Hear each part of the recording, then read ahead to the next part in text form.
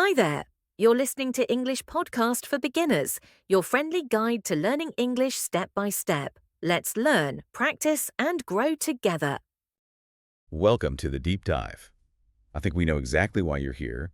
You've put in the hours, you've highlighted, a dozen new words in an article. Right. And then by the time you close the book, they're just gone. Vanished.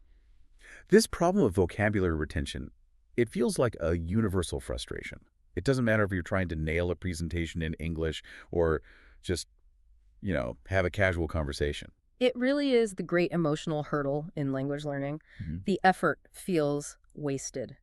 People spend hours every single week studying new words, and then a day or two later, they can't recall them. And they feel like they've failed. Exactly. They feel a deep sense of failure, and they start to believe they're just not good at languages. But what we found in the source material, and this is pulling from cognitive science, from memory research, is that forgetting is, it's totally normal. It is. It's not a moral failure. It's a strategic failure.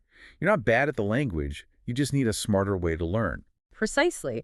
Your brain is constantly filtering information. It just assumes that if you see a word on a list with its translation, that's just abstract data. Disposable. It's disposable. It thinks, okay, I can safely discard this to save space. So the core requirement for long-term retention is changing that whole value judgment. So you have to change the word status from disposable fact Yeah. to critical memory. You've got it. To make vocabulary really stick, to move it from your short-term memory into that long-term, ready-to-use storage, your brain needs 3 specific anchors, Okay. meaning emotion and smart repetition. Without all 3, the word just, it won't stay put. Meaning emotion and smart repetition. That sounds a little complex, but our mission today is to unpack 5 incredibly simple, practical tricks that basically inject those anchors into your learning. So you can stop just recognizing words and start actually using them. Okay, let's dive in then. The first step, you're saying, is to make a word meaningful. You have to force it to prove its worth. This is what we're calling trick number 1. Learning words in context. Give the word a job. A job to do. Yes, this is the absolute minimum requirement. When you learn a word on a flashcard, let's say the word ambiguous, it's just floating in space. Right, it's abstract. Your brain has no data points to retrieve it easily when you're under pressure. It's like having a map pin with no streets around it. So we need the whole street address, not just the building name. So instead of just learning improve, which is pretty abstract. You learn it inside a complete sentence. That sentence is its usage map. It shows your brain the grammar, the kinds of subjects it relates to, what it does. Can you give us an example? Sure. Like, I want to improve my English speaking skills before my trip next month. Okay, I see the benefit there immediately. It creates a network. Improve is suddenly connected to speaking skills and trip, which makes it so much easier to pull out later. But a practical question comes to mind. If I'm reading something new, how do I know if the sentence I find is, a good one? Sometimes textbook examples can be so stiff. That's a fantastic point. The best context sentences are authentic. They show you the words that naturally go together.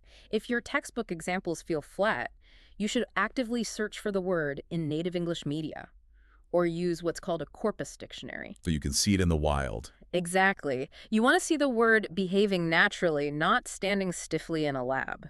Okay, so trick 1 gives the word a job, a context. Trick 2 is where we bring in that second ingredient, emotion.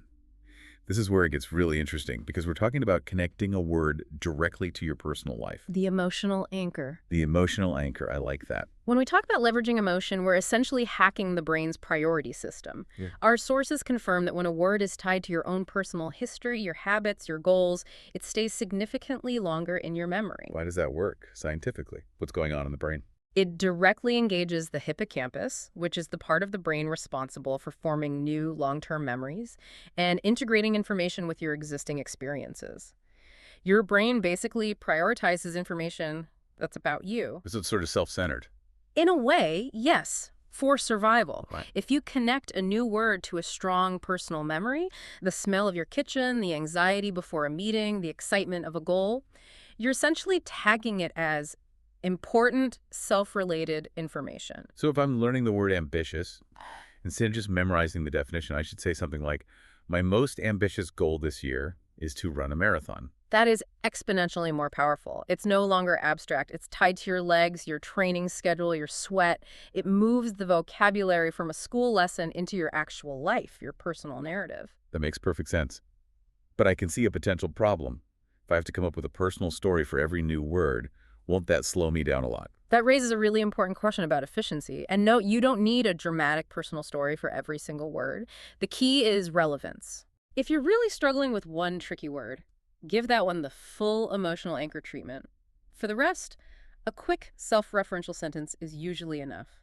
It's always better to make 3 words stick permanently than to sort of skim 30 words that are gone by next week. Quality over volume. Got it. So we've given the word context. We've given it an emotional anchor. Now we need to talk about how the brain actually likes to store this information. Which brings us to the sensory segment. And that means trick number 3, the visual hook, using images in your mind. Right. The moment someone says apple, I don't see the letters A-P-P-L-E. I see a red fruit. A picture. That's the mechanism exactly. Your brain remembers pictures better and faster than abstract words. Language is an abstraction. An image is concrete. And retrieving an image activates different neural pathways than just retrieving a sterile definition. So what's the simple, actionable step here? Do I need to be like searching Google Images every time I learn a word? Absolutely not. The action is purely internal. When you encounter a new word, just try to immediately imagine a picture, a scene, a quick mental doodle. Okay, so if the word is spacious, Don't just read the definition. Visualize the most spacious room you've ever been in. Maybe a cathedral or an empty desert. that instant visualization is the key. It's a small step that makes a huge difference in memory retrieval. This little act creates a visual hook. It gives you 2 separate ways to access the information: the logical definition and the sensory image. And if your logical path fails in a stressful conversation, the visual path can kick in and save you. So we've made the word meaningful, connected it emotionally, and given it a picture. Now, the final ingredient for the foundation, timing.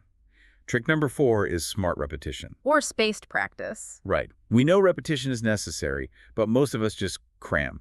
And cramming is a huge waste of time. The ultimate memory failure. Why is repeating a word 30 times right before a test such a bad strategy? Because your brain knows it's an emergency measure. It sees that frantic short-term repetition, and it tags the data as temporary delete after 24 hours. This is where we look at the research on memory, specifically the Ebbinghaus forgetting curve.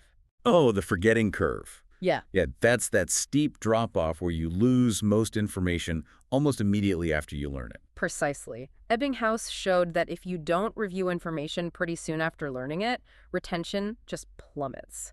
The smart way to fight that curve isn't to repeat a word endlessly in one sitting, but to repeat it over expanding intervals of several days. Okay, so what would that look like in practice? Can you give us a concrete schedule someone could follow? A simple, effective schedule is this. Learn the word today.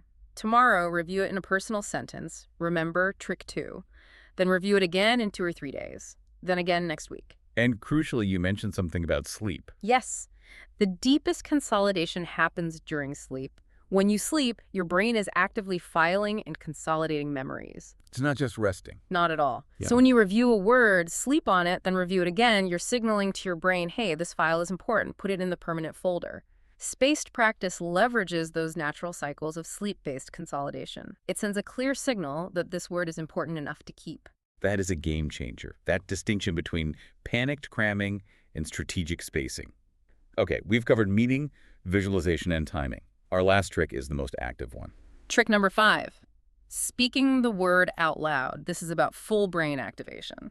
It sounds so simple, just say the word.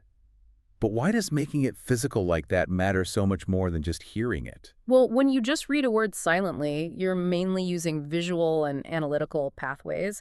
But when you actively say a word out loud, you engage a whole symphony of brain activity. Wow. You've got auditory processing, the motor functions to physically form the sound, the feedback loop of hearing your own voice. You're using so much more neural real estate. So if I'm studying alone at home, I need to sound a little crazy and just talk to myself. I absolutely do. Read those context sentences out loud. If you're listening to a news report or even this deep dive, pause it, rewind, and repeat some of the key words. You are giving the word a physical presence in your world. And you mentioned a dual benefit to this. Yes. The primary benefit is memory. That self-generated sensory feedback is unique and highly memorable. But the secondary benefit is immediate pronunciation improvement. Ah, of course. If you never say the word out loud, your brain struggles to integrate it into your natural speech later. Speaking it ensures that fluency and memory are working together. The word becomes usable, not just recognizable. Those 5 tricks are so practical. Yeah. But let's step back, because I think to use these, you need a critical mindset shift, something to stop you from giving up. Yes. We have to confront that most discouraging feeling, forgetting. The critical takeaway is that forgetting is not a bug, it is a feature of learning. That feels so counterintuitive. When I forget a word I just learned, it feels like I've hit a wall. But memory research shows that a little bit of forgetting is a necessary part of the consolidation process. When you struggle to recall a word and then succeed, even if you need a little help, you strengthen that memory pathway far more than if you had recalled it instantly. It's called desirable difficulty, right? Desirable difficulty. The struggle is what makes it stronger. So the moment you realize you've forgotten a word is not the moment to quit. It's the moment to apply one of these tricks again and actually deepen the learning. So if you forget a word, it just means the pathway wasn't strong enough yet. Yet. It just needs more time and another cycle of spaced practice. Be patient with yourself. The words that survive those intentional forgetting cycles are the ones that finally become permanent. That's fantastic context. We've covered a lot of ground here, all centered on making vocabulary learning smart and, most importantly, lasting. We hope this analysis, grounded in cognitive science, helps you stop feeling frustrated and start feeling, motivated. Okay, a quick summary of the 5 tricks we uncovered today. Number 1. Learn words in context. Give them a usage map. 2. Use personal examples. Give them an emotional anchor. 3. Imagine pictures in your mind, the visual hook. 4. Use smart space repetition. Don't cram. Leverage sleep. And 5. Speak the words out loud. Activate your whole brain. So helpful. And remember the advice on efficiency. You don't need to implement all 5 of these tonight. Just choose 1 or 2 that resonate with you. Maybe start with context and speaking out loud, and slowly integrate them into your routine this week. Small, consistent changes. That's what leads to the huge results over time. Keep listening, keep practicing, and recognize that every word you review is one step closer to permanence. We really hope this deep dive makes you feel more confident about the journey ahead. And since we know that memory relies on meaning, emotion, and repetition, here's a final thought for you to carry forward. What small, emotionally significant ritual, something totally unrelated to your textbook or flashcards, could you add to your learning routine tonight to make just one new word truly unforgettable? Something that makes that word undeniably and uniquely yours.